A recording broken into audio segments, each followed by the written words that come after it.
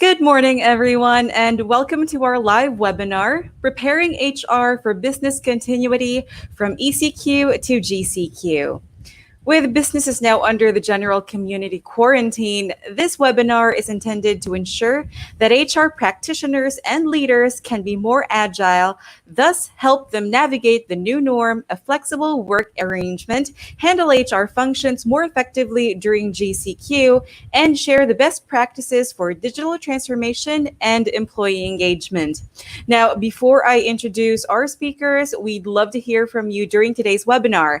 If you have questions for our speakers, we encourage you to put it in the comments section and we'll get to them during the Q&A. Now, without further ado, let's now welcome our guests for today.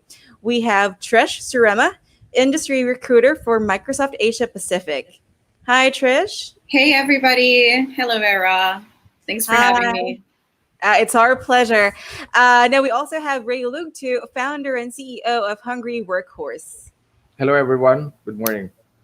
Hi. And we also have Harsha Pursinghe, CEO and founder of MyHCM.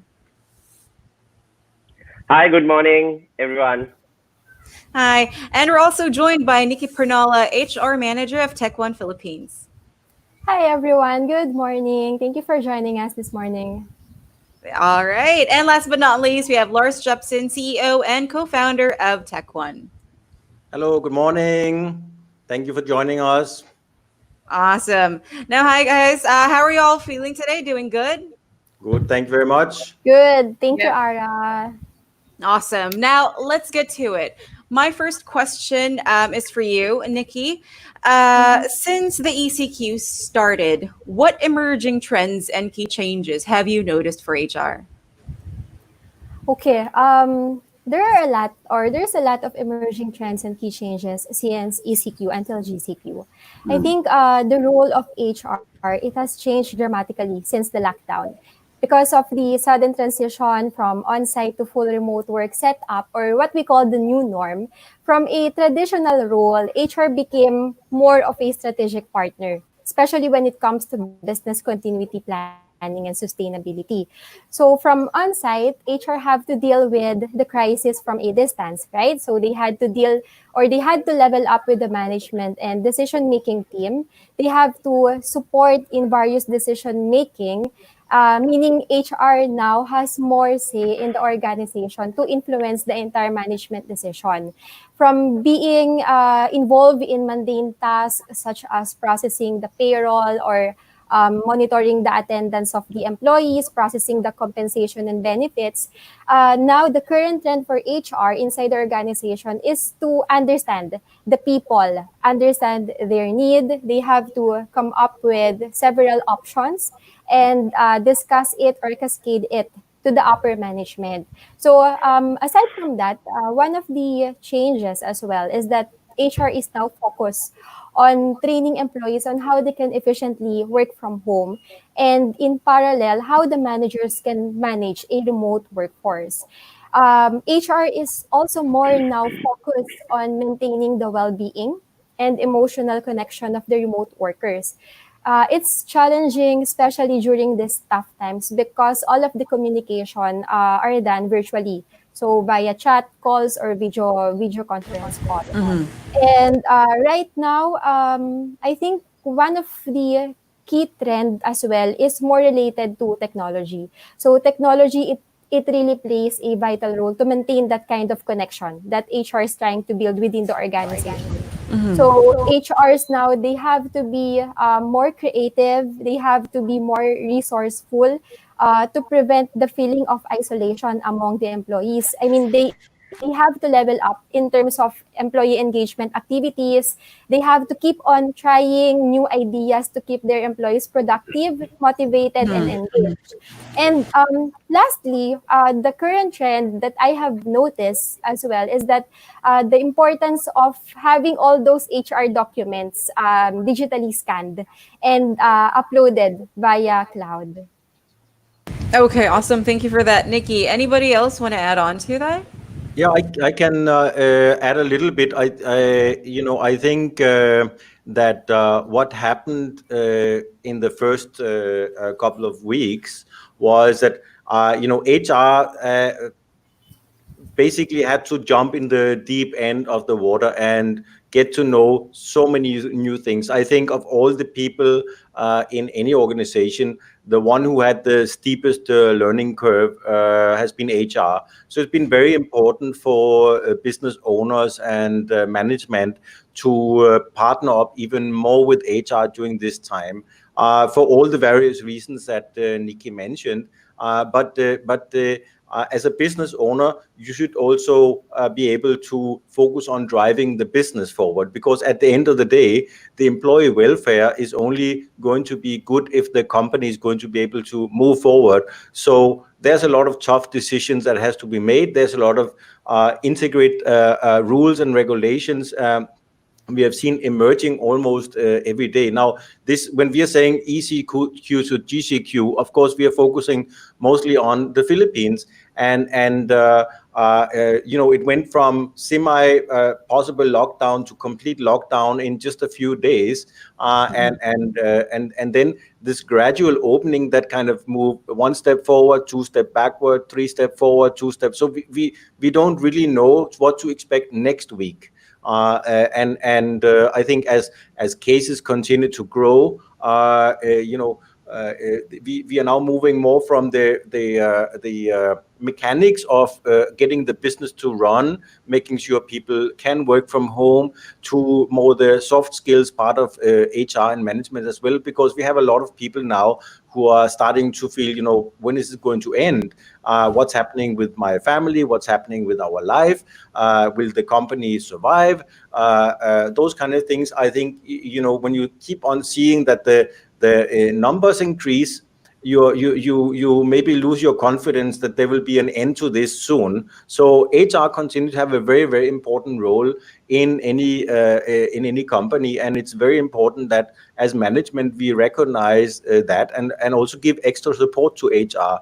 That maybe HR didn't have certain tools, or maybe we add extra capacity there in terms of help to make sure that HR can stay afloat, because that's the last function that we can afford to go down at this point in time. So that's my view. Okay, all right, awesome. Thank you for that, Lars. Now, speaking of, since again we're talking about the challenges HR is facing, right? One of the key challenges that they're facing is adopting technologies for remote work and employee engagement. Now, how can HR bridge this gap and fully transform? Trish, would you like to get this? Sure.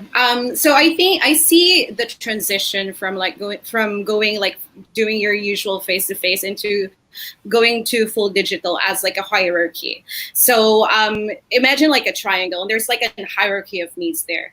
The very first thing that we have to think about is the environment. The next one is the hardware.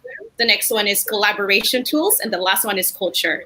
So like from an environment perspective, kind of thinking about, hey, like, obviously our homes are not made to be an office, and that's also like the reality of a lot of other employees as well. So do we have policies in terms of allowances, in terms of helping them purchase desks or monitors or chairs to help them have a better workspace? If we don't have that budget, then that's okay. Is there a way for us to lend office equipment to employees who are working from home, just so we can ensure that they have like good productivity, because they have like that good environment, right? The next one is around the hardware piece, which is around like, okay, do they have good computers? Is their internet okay? Like, how do we support that? Usually a lot of companies also use VPNs, and sometimes with our internet in Philippines, that gets to be really tough to work and still stay productive because of the combination of the VPN and the internet. So how can we kind of come in and find a compromise to protect data, but also at the same time protect employee time and productivity? The next one that I mentioned earlier is collaboration tools. So do we have the right software? Are we empowering our employees to be able to work and collaborate with other people with the proper software? And the last one is like, when we have all that foundation, the last one is culture. And I would argue that culture should be like all encompassing when thinking about this, but really, does your organization have the maturity in terms of going digital? Like, do you trust employees and do employees trust you? So yeah, that's my view from an HR perspective. Okay, awesome. Thank you. Thank you for that insight, Nikki. Sorry, Trish. Ray, do you want to add on to that? Yeah, I'd like to add. I'd like to take off from Nikki, Trish, and Lars. Statements about HR. Going through this trend. So while while HR departments are adopting technology, there's a steep learning curve, as Lars mentioned. Organizations are being forced to digitally transform, and traditionally HR has been put in the back seat. No? But right now HR is at the center stage of digital transformation. So they are now at the forefront of adopting these technologies, collaboration tools, employee engagement tools, learning management systems. But the challenge now is really making sure that everyone gets it, everyone adopts it, everyone maximizes the benefit of the technology. And HR plays a crucial role here because we've seen the steep learning curve happening, especially for the older population of the employee base. While the younger generation takes it easy to adopt new technologies, there's a challenge now for the older generation in the employees, among the employees, to maximize the use of technology. Okay. All right. Thank you very much for that wonderful insight, Ray. Now, I would actually like to direct my next question to Harsha to hear from him. Now, what digital HR tools are available for productivity and collaboration? I think this is really important for us to know. Yeah, so before I get into the actual tools, one of the interesting things I would like to echo from the previous sharing is HR all of a sudden now has to start innovate at an accelerated pace. If you are an organization who have not transitioned into a digital HR platform where your technology is on cloud, you can manage everything remotely, you have to really accelerate and move to a digital HR platform and focusing mainly on the employee experience. So there are many HR technology and tools out there, but one of the other interesting things we've done as a company is to marry collaboration together with the employee experience and the whole engagement with all your staff. So if you look at during this period, we have seen unprecedented hikes of use of video conferencing software like Zoom, Microsoft Teams. Now I'm going to be biased and speak perspective of Microsoft. So if you look at Microsoft Teams per se, it's a fantastic collaboration platform. It's just beyond video conferencing. Now imagine top of that platform, you build a digital bot which can do multitude of tasks for the employees working remotely.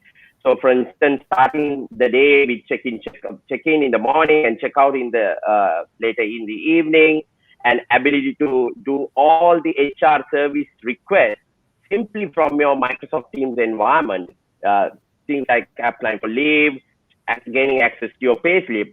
Not only that, these kind of technology now can be automated as such. In the morning, if you even forget, it will remind you to check in, and it will even show you what are the tasks for the day that you need to accomplish. It has integration to various other software, like for example, Microsoft Planner. It could be any third-party task management software. It's seamlessly integrated to things like your calendar. So it will show the meetings for the day.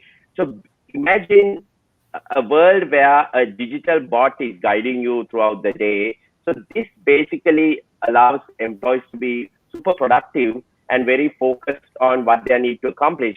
And towards the end of the day, they can simply submit the work that they have accomplished for the day, which can actually collate and generate very interesting insights for the management to visualize, including the overall productivity of the company, the division productivity. So these are the kind of tools and technologies that HR needs to move towards. However, to do this transition, as I agree with some of the speakers, the company should have a certain level of maturity.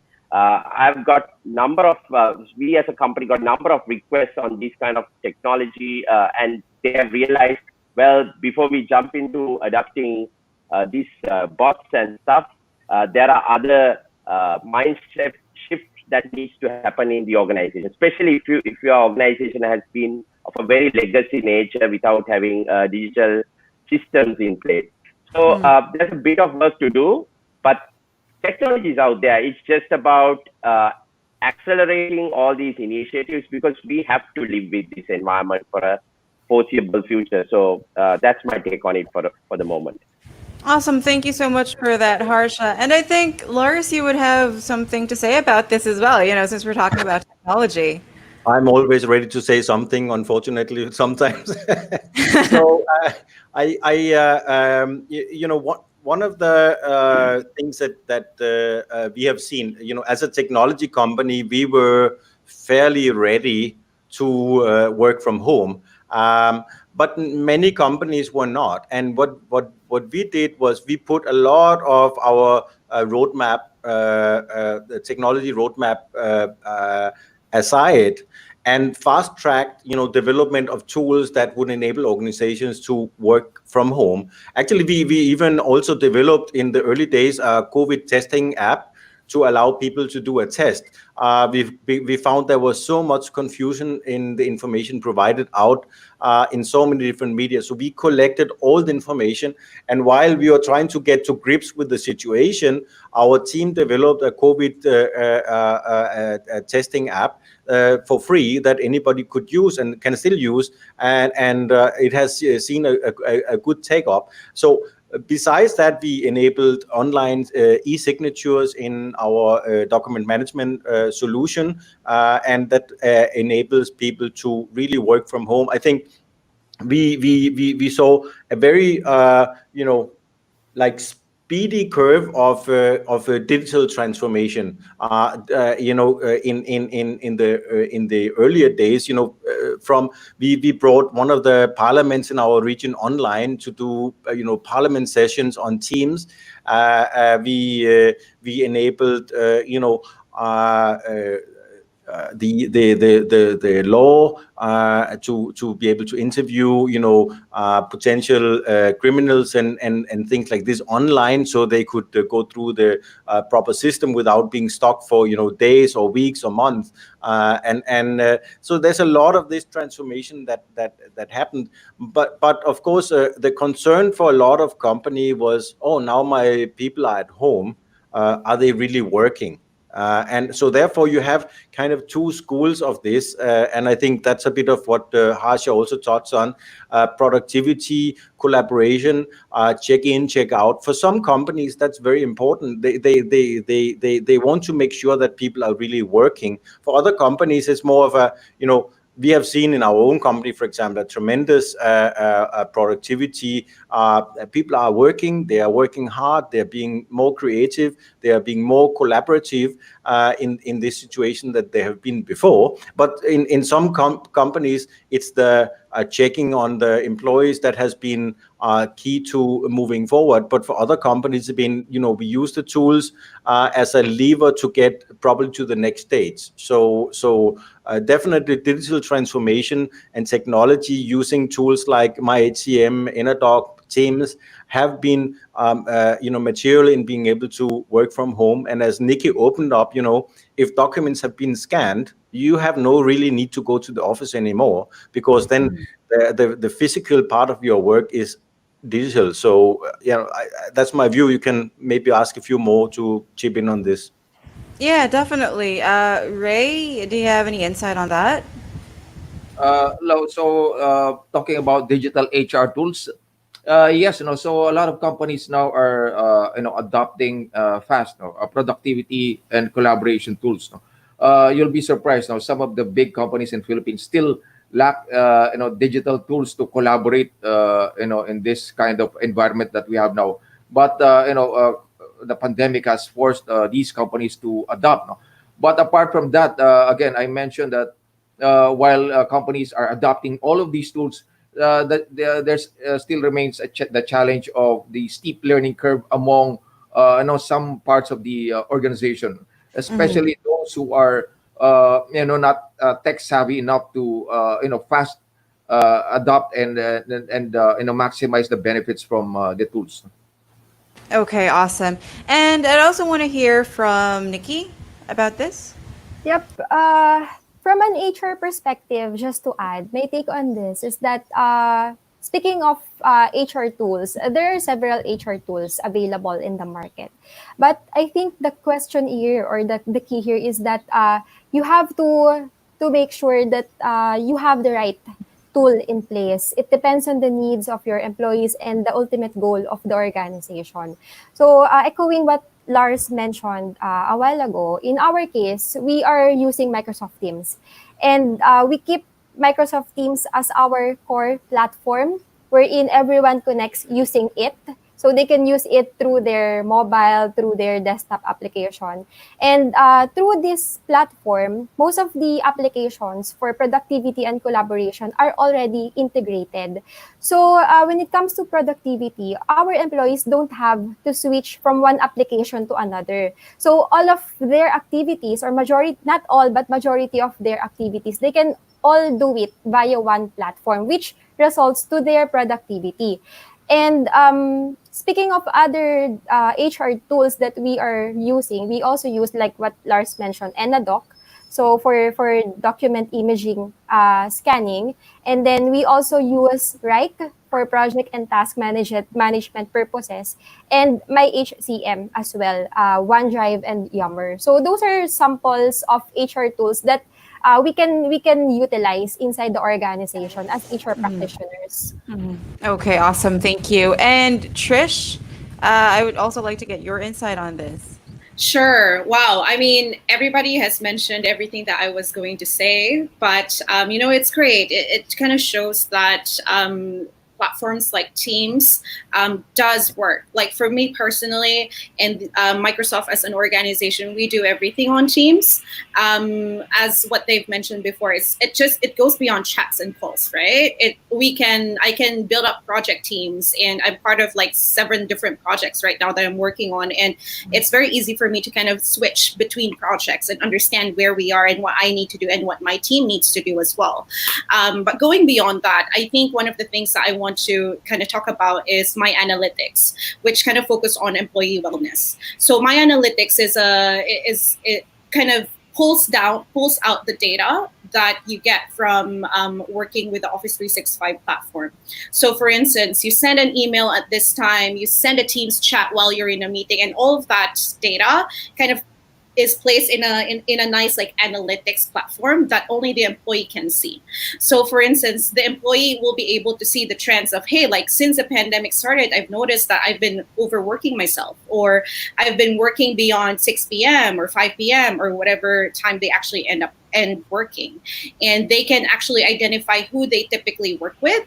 The My Analytics tool can also suggest ideas wherein, hey, like maybe you are doing too many meetings in a day.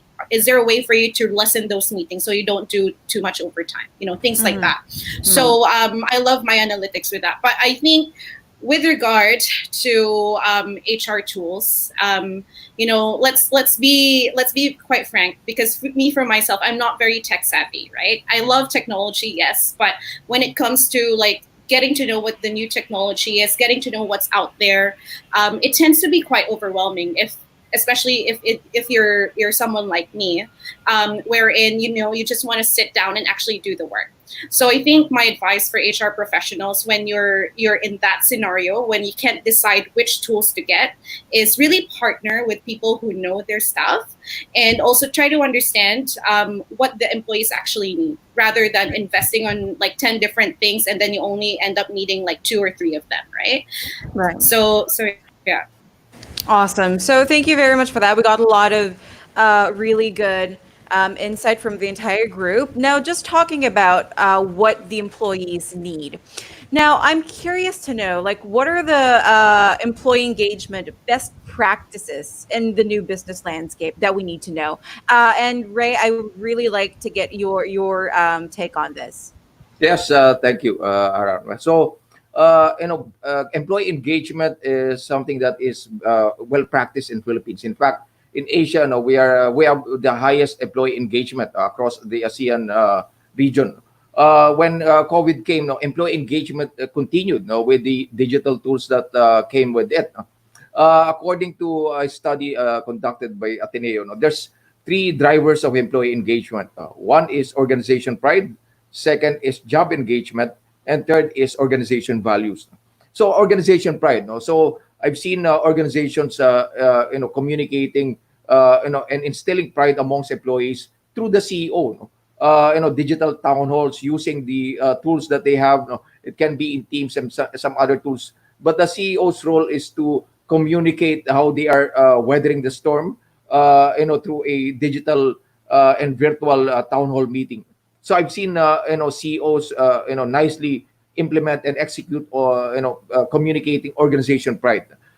Job engagement is done by the management themselves. So we've seen this executed and implemented by management by regular huddles, no, regular checkpoint meetings with employees, checking up on them and how they are progressing, and even implementing certain tools like digital tools like a digital employee engagement, where where the organization runs gamification activities to help employees engage with, amongst each other and among their bosses.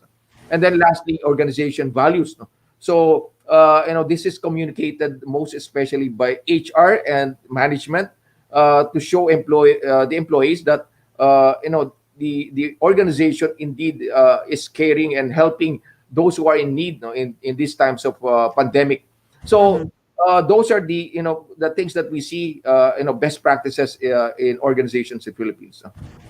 Okay, awesome. And I think I just want to go back to Nikki as well, real quick, because we were talking about, she mentioned employee engagement quite a few times, right? And as someone who is an HR manager, I think it's really important to get your 2 cents on this as well.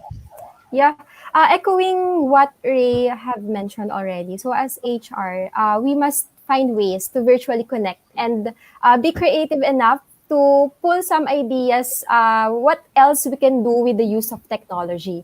So even though we are all working from home, HR can still initiate the activities that we used to do 3 months back. But this time, it's with the use of technology. So speaking of best practices, I can share some of our internal best practices, like surveys, conducting surveys, like work from home suitability, daily or weekly check-ins with the employees by just simply asking how they are doing, how their family is doing during the pandemic. And we also encourage a learn it all culture, wherein we didn't stop training and mentoring our employees. It shouldn't stop. And continuous employee recognition program. So it's very important to provide consistent, simple recognition privately. But if you can do it publicly, much better. So in our case, we do it through Microsoft Teams, through Yammers, and in other mode of communication. We also have town hall meetings and midweek motivational talk every Wednesday. So it's being led by Lars, our CEO.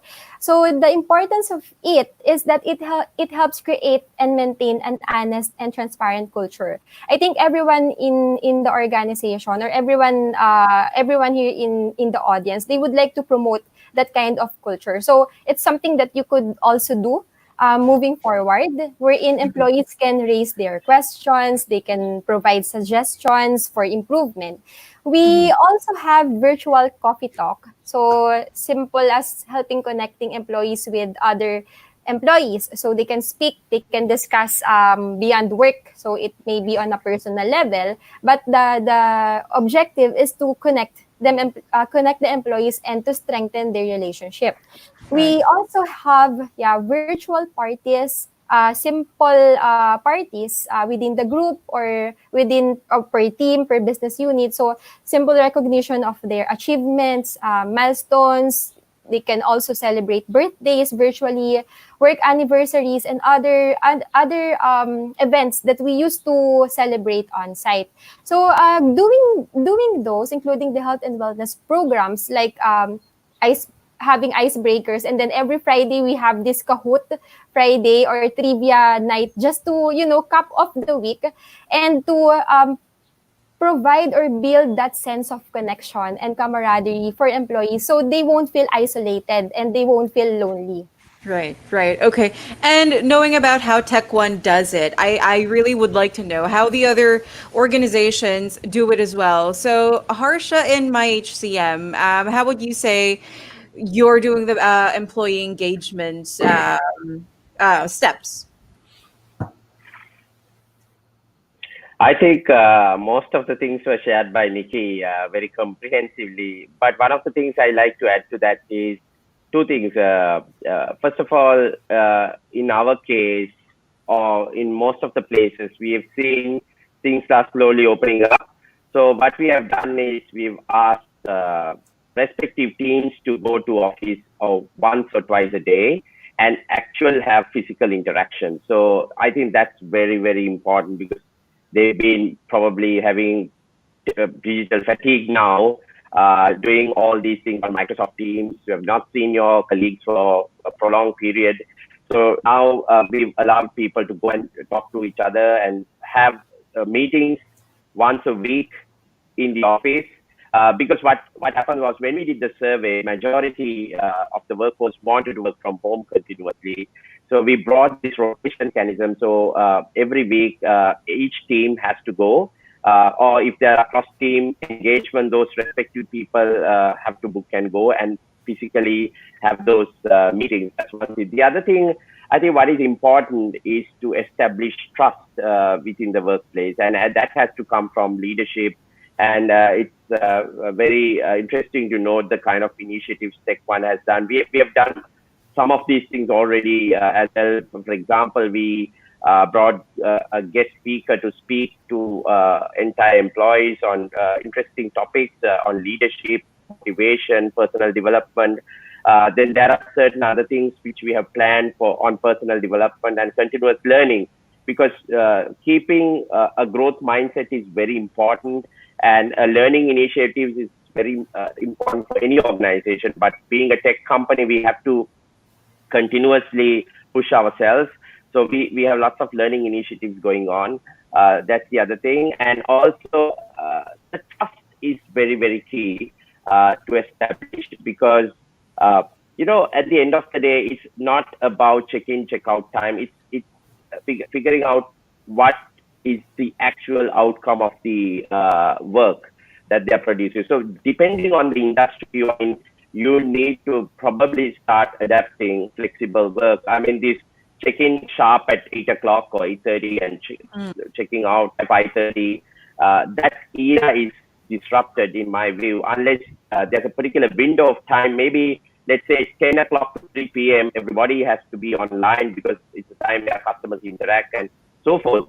But you give this sense of flexibility to people to be flexible and choose the time that they wanted to accomplish their task, and clearly communicate that. That's another key element that needs to be established within an organization, because people need to be trusted. I think a lot of companies, especially large organizations, struggling to establish that point, because their always mindset has been checking in the morning through their devices, checking out, and physically seeing them at work. And all of a sudden, you have this remote scenario. How do you really adjust and keep them engaged? So that's my take on that. Awesome, and that's really good insight. But just to add something to that, because you mentioned, that organizations have to be flexible, and Microsoft actually is, I would say, one of the most flexible organizations out there. So, Trish, how is your take on this? How is Microsoft doing employee engagement? Sure. So I see engagement from like two different perspectives, right? The first perspective is with regard to work. Like, are people engaged to actually do their work? And I think what we've been doing in this sense is that we make sure that everybody in the organization knows what's going on with the business. Everybody in the organization knows what their role is to play in the overall strategy of the business. Given now that, the strategies that we probably had set up a couple of months ago isn't fully compatible anymore because of this new world.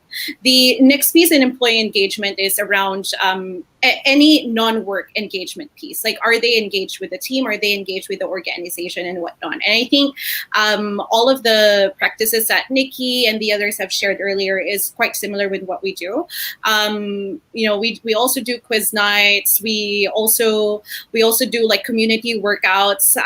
But at the end of the day, I think what employees also appreciate is that flexibility, that time outside of work, because it's good that we build these structures for everybody, but at the end of the day, people would also want to rest, right? And data has shown that since the pandemic, more people have been online longer, rather than when people actually had to physically go to the office, and that would cause burnouts as well. So I think having that day offs is very critical. And in fact, we did that I think a couple of weeks ago, wherein everybody just took a day off to learn more about diversity and inclusion on their own time, and it depends on them how they're going to take on it. So also being like in tune with all of the relevant items happening in the world now is also very important. Okay, thank you very much for that, Trish. And since, we're talking about employee engagement, employee welfare, I think it's important to discuss the balance of it all, right? So exactly, how do you balance employee welfare and business productivity? And Lars, I think I would need for you to take the reins on this one. Thank you. Well, I think it's easy to get into the productivity, into the mechanics of the business, trying to get things running. But at the end of the day, we are not bots, we are humans. And there's a lot of things we need to do to be able to balance that. I think Trish mentioned a few activities, and also Nikki, what you do to kind of get out of the burnout that you could have in this environment.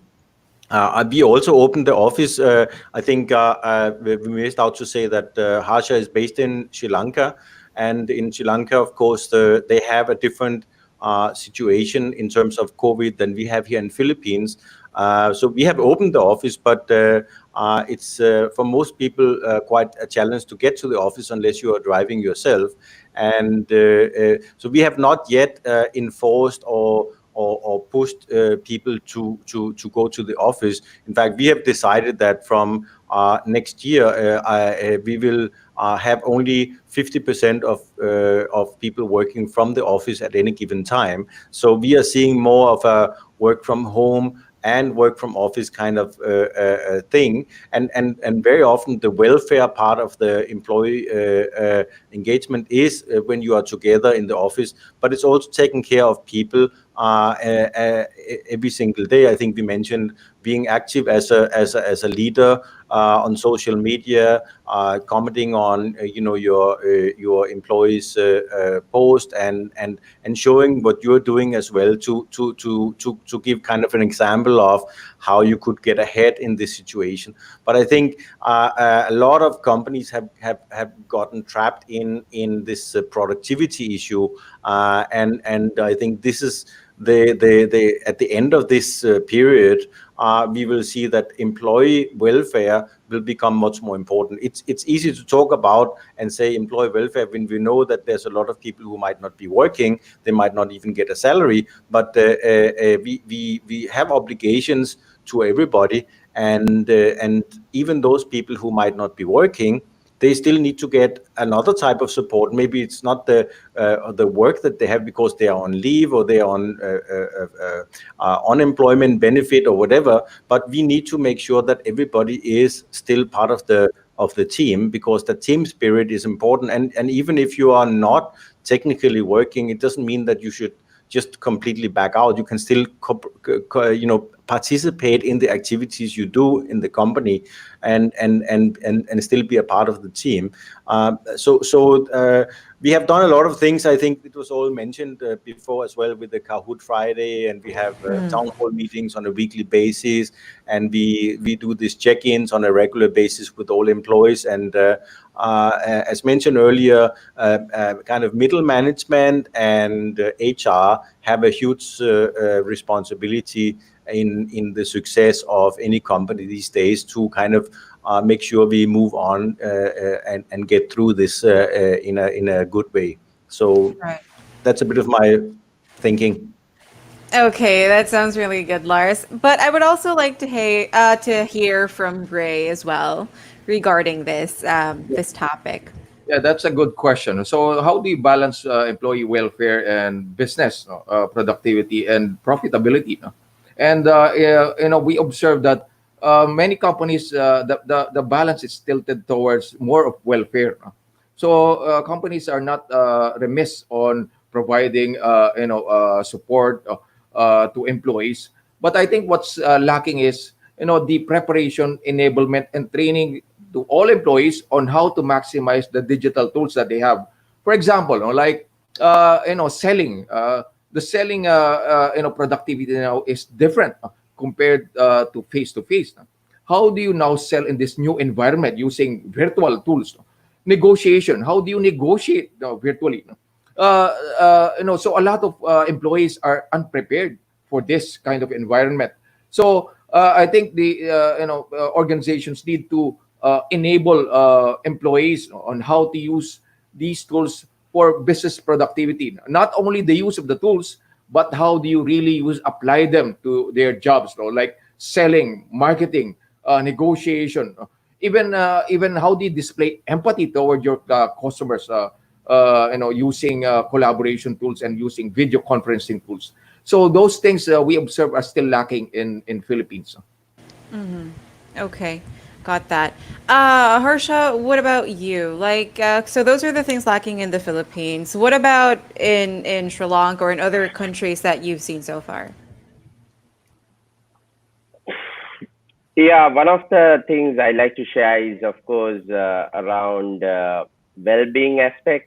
With this all the distancing, some of the companies have started implementing well-being and making sure that employees are very active, have a put some effort to physical activity. So I've seen a lot of sharing about those things. And also one of the things which we did is we partner a well-being company, a startup actually in the well-being space, and it's in the early stages. We are seeing how to make use of that platform to ensure the entire staff is physically active. They do some activity, whatever they like to do, like it could be yoga, it could be running, swimming, cycling, and then create those groups among themselves. Another thing which we did was based on a survey, we wanted to ensure that people have the right conditions to work from home. So one of the first, based on that survey feedback, one of the things we found out was everybody demanded for a very good, solid internet connection. So we partner one of the leading operators in Sri Lanka, and we make sure that everybody gets a high-speed home broadband connection. And I meant it's high speed, meaning those people, engineers will go to the site. If the home broadband internal router doesn't work very well because of poor signal strength, they will establish an external antenna and give a very, very good connection. So people were very happy with that. So it's all paid by the company. So the right condition. And also we asked them, do you have the right space to work? Meaning a good table and a chair and the right environment like that to work. And the people who didn't have that, of course, since we have different circumstances in Sri Lanka, we urge them to come to office and work. It's a very small percentage, but majority of them are working remotely. So I think this is a very tricky thing. It's just again goes back to the leadership and how you communicate and establish trust with the whole company and get everybody aligned to strike this balance between welfare and the productivity. You can't expect people to be productive and work hard if you have not given them the right conditions, the atmosphere, and the support that they require. So that's something that all organization needs to see. And also the one of the other things, we are not done with this yet. You know, if you hear the news, some of the countries are reinforcing lockdowns. We all know now in Melbourne they are going for a lockdown again. So with all these things, I think the employee safety and well-being is a very, very crucial part. I think the HR leaders have a big challenge to ensure everyone's safety for a prolonged period. So you need to make sure the leadership establish this trust and constantly communicate to all the employees where you get the alignment required to for the business continuity. All right. Thank you very much for that, Harsha. That's really good insight. And thank you very much for speakers as well. Now we want to open up actually our Q&A for the questions coming in from our audience. We actually have quite a few. So the first one is regarding the COVID testing app from Alvin Fabon. Where can we download it? So, Lars, do you want to take this I one? will take that. Yes, it's available on our. It's not an app actually. It's a web app. You don't need to download anything. It's covid19.enadoc.com, and we can also share the link here. I don't know if we can reply in comments, but we can share the link here. But if you go to covid19.enadoc.com, you will see the app and you can go through and it's there's no contact tracing. It's an anonymous app, so you can, in the confidence of your comfort of your own home and in your own confidence, we are not collecting any data or anything from this app. That you can actually use it, and you can also say, okay, you can run what if scenario. Say, for example, okay, currently I have a cough, but I don't have a fever. But if I have a cough and a fever, what would that mean? So you could go back, and you don't have to be worried that tomorrow, the police or anybody else will knock at your door and try to bring you in. So it's available there. Okay. Okay, thank you very much for that. Now we have another one. It's coming in, these questions are coming in from YouTube. We have one from Jean Morales. Sir Ray mentioned that one of the drivers of engagement is organizational pride. What do you think are HR practices specifically targeted to address leveling this aspect of engagement up? All right, good question. Let's dissect first. Now, where does organization pride come from? It comes from the individual pride of the employees, and employees become proud when their contributions are recognized as part of the success of the organization. In this time of COVID and pandemic, when business is down and there's recession going on, how do you help employees achieve with the tools they have? Again, I go back to enablement. How do you enable employees achieve in this kind of environment? Because the business environment is different. So they need to be enabled apart from being given tools, digital tools. They need to know how to use those tools. They need to conduct business in this new normal. So it has enablement is one. So like we've been conducting a lot of enablement, training and enabling employees on certain simple skills, like empathy. How do you display empathy in this virtual world? Empathy towards your clients. How do you do that? Collaboration. How do you collaborate using those tools? And how do you make decisions, joint decisions, as a team in this remote work setup? So those simple things, enablement to use those tools and to conduct their business will result in the achievement of their task, of their job function, which now results in pride, coming out from the employees, And when you have all the employees, most of the employees, being proud of their achievements, then that results in organization pride. And then the CEO's role and senior management's role is important here. They have to communicate the goals, clear goals to the employees. Again, I go back to to our observation that what's happening is that there's a tilt towards welfare. That is also important, and we're doing a good job there as Philippine companies. But we have to also focus on communicating and enabling, productivity. How do we achieve our objective now? Because business is difficult. How can we contribute to the organization's success? All right, thank you very much. That's really insightful. Now we have another interesting question here from Chat Salo Miranda. This one is left on Facebook. How do you properly approach employees who refuse to return to work due to COVID-19 concerns as the Philippines shift from a strict workplace presence to a more lenient one, 50% presence to 100%? Who wants to get this question? Nikki, do you want to start us off? Okay.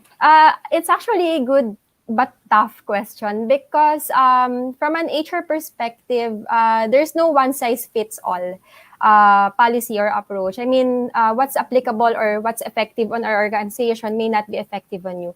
But my take on this, I think this is where empathy and compassion lies or starts from an HR perspective. I mean, you have to show some compassion, you have to show some empathy at the onset, and you have to set the expectations of the employees. Definitely, from ECQ to GCQ, there's a lot of difference. One of this is that what you have mentioned, Cha, is 50% presence to 100%. So we have to understand there are employees who are not ready to go to the office. So what's the reason behind? What's their concern? Only by understanding those concerns we can get the right approach, or we can provide them the right answer. So one of the approaches that you can do or that HR can do would be to set the expectation of the employees, what are expected from them from their end, from ECQ to GCQ, and also to check or to identify, to conduct this vulnerability survey, wherein we can see the list of employees who are not open or who cannot report on site due to the following reasons. Say, for example, they cannot go to the office because they live in a household full of senior citizens, or they are exposed to someone with pre-existing conditions. So those are the things that HR practitioners should look deeply and intentionally. It's more than just crafting a policy and enforcing or imposing people to go on site or to report on site, because that's something that we are proud of inside the organization. I think we are doing great in terms of this. Like what Lars mentioned, we do not force our employees to go or to report to the office. We officially open their office, but we still encourage our employees to work from home because we have two factors in mind, or on top of our priorities. The first would be, of course, the safety of our employees, and second would be the business continuity. So that's my take on that, Ara. All right, thank Yeah, you very Ira, much. sorry, maybe I can just add here. Yeah, yes, of course. Yeah, so of course, there's a huge difference between a technology company like ours, where the interaction between our employees and our clients can be done mostly online. I mean, we can have these kind of calls, we can get into those meetings.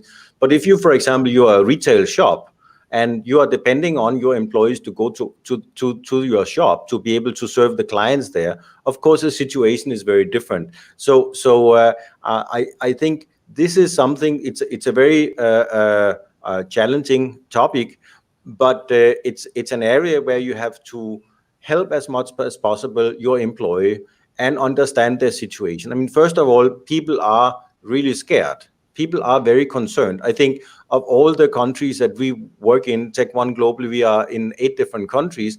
Philippines is the country where people are most scared. So there are people who just don't want to go to the office, even if they are not going to get paid, even if they will be laid off. So that's a level that is out there. People are very concerned. Secondly, there's also the practical thing. Are we going to ask our employees to go through a lot of hardship to be able to go to work? Then you have to then look at, okay, first of all, if the concern is we don't feel safe, how can you make it safe for somebody to go to work? You have to make sure your organization and your office, your job, your company is properly organized and properly prepared. And what we have seen, like in the last few days in Philippines, some semi-government organization or government organization had a huge number of COVID positive employees. Obviously, there must have been something wrong in the way that they have been brought back to work. So the management have to take very serious that. The other thing is the transportation. If you are depending on your people coming to work, then you need to help them with transportation. It's going to cost you something, but it will help you to get back in business. It will help your employee. We had a case in our company where one employee would have to bicycle for 2 hours to get to work. It's not reasonable to ask an employee to bicycle for 2 hours to get to work and then bicycle back in the evening and within the time that is the curfew time and things like this, and then have to work a full day. There are things that you have to show that compassion and empathy. And if people are not ready, it's okay. Try to find a solution. Try to be creative. Right, right. I agree. I actually do agree with that, especially with the transportation part. We've seen here in the Philippines that is one of the major challenges. Even with the social distancing protocol, because of the limited amount of transportation available, people can't really keep their distance from each other, trying to ride the cars, the buses, the jeepneys, or whatever, right? So those are some real concerns, and I guess our speakers were able to give valuable insights and answers to them. Now, Trish, do you have anything to add to that? Yeah, actually, I love the insights from Nikki and Lars, and I would actually approach it the same way as well. If I may add, though, is if I feel like if your organization is not ready to be able to support your employees, if there's going to be any COVID positive cases, maybe rethink it really, really well. So, what will you do? Like, will your organization be ready to have everybody to go back home, and everybody kind of putting everybody at risk? If you allow 50% of your workforce there, like what support do you have? Are they covered by insurance and things like that? Because we also have to understand the reality of the employees as well. Not everybody has the financial capacity to be able to support their month-on-month expenses on top of whatever they need to address, like from a COVID standpoint, right? So before I would say that before we actually say yes, okay, like let's have employees go back to the office, make sure that the tips that Nikki and Lars has shared is pretty much set up in your organization, but also knock on wood, if there is a scenario wherein somebody tests positive, your organization should be prepared for that scenario, and thinking about how you could support not only the employee who was tested positive, but also the people who may have been in contact with that employee as well.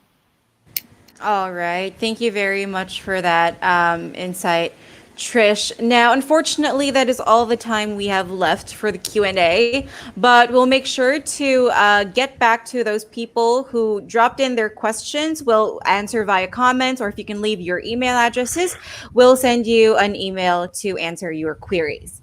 All right. Thank you again for our speakers. Thank you so much for our audience. But before we go, I would like to encourage you all to take advantage of the following offerings that we have in store.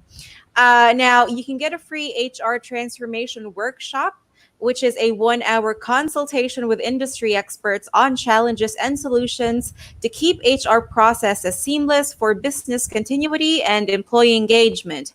You can also enjoy a free 30-day trial of Enidoc, a mobile-ready and innovative secure cloud document solution to keep HR files accessible on the fly.